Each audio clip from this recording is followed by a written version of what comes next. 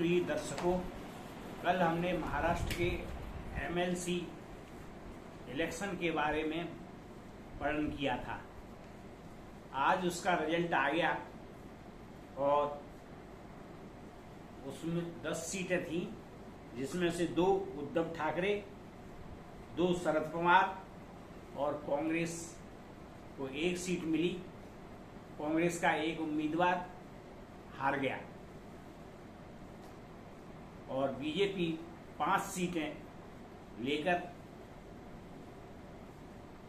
First number पर रही। इससे ये प्रतीत होता है कि बीजेपी के चाणक्य ने जो शिवसेना, कांग्रेस और एनसीपी की सरकार में सेंध लगा दी है और उसका रिजल्ट आज आ गया कि महाराष्ट्र में शिवसेना की सरकार गिरकर ही रहेगी। शिवसेना के प्रमुख सहायक, जो कि बाला साहब ठाकरे के जमाने से आधार स्तंभ थे, एकनाथ शिंदे, उन्होंने विद्रोह का बिगुल बजा दिया। उनके साथ 35 विधायक शिवसेना के सूरत में पहुंच गए और एक होटल में डेरा डाल दिया है। इससे लगता है कि शिवसेना का बहुमत खत्म हो गया है और उद्धव ठाकरे सरकार अपनी अंतिम सांसें गिन रही है। वैसे भी महाराष्ट्र में बीजेपी के 106, शिवसेना के 55, एनसीपी के 53 और कांग्रेस के 44 और अदर्स 29 थे।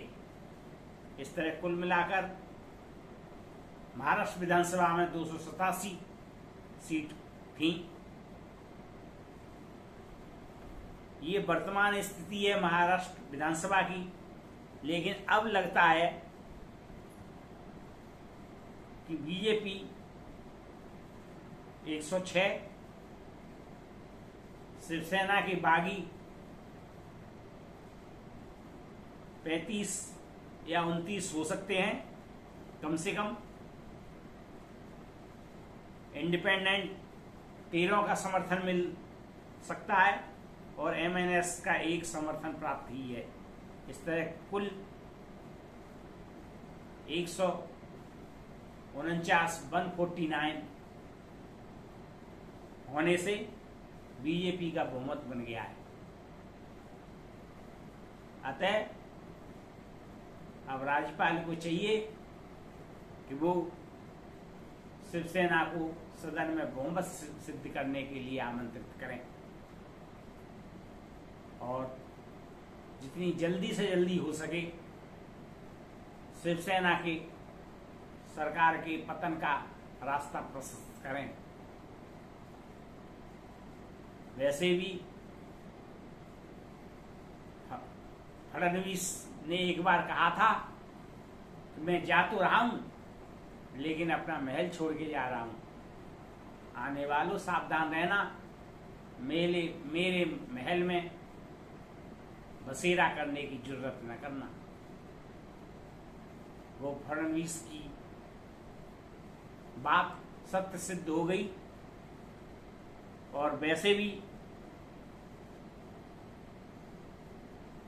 विचारधारा का जहां तक सवाल है, एकनाथ शिंदे ने स्पष्ट कर दिया है उद्धव ठाकरे को कि अब हमें एनसीपी और कांग्रेस की सरकार नहीं चाहिए। अगर शिवसेना को सरकार अपनी बचानी है तो बीजेपी के साथ सरकार बनाए।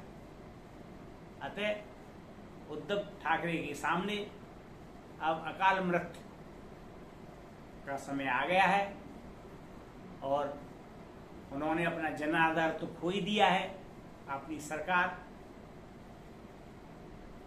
को अगर वो बचाना चाहते हैं तो बीजेपी के साथ मिलकर सरकार बना लें, नहीं तो वो अकाल मृत्यु को प्राप्त होगी। जो शासक घमंड में चूर होते हैं और विचारधारा का लेस मात्र भी परवाह नहीं करते, उनकी यही दशा होती है। ये हमारे इतिहास ने हमेशा ये दिखाया है कि सत्ता के लिए जो लोग लालची होकर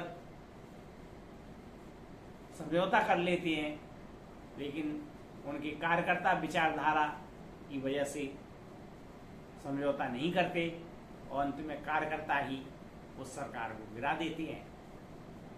तो एकनाथ शिंदे ने यही करके दिखा दिया। ये उद्धव ठाकरे की सबसे बड़ी भूल साबित होगी। अतः हम दर्शकों से प्रार्थना करते हैं तो वो इसे लाइक करें और कमेंट करें।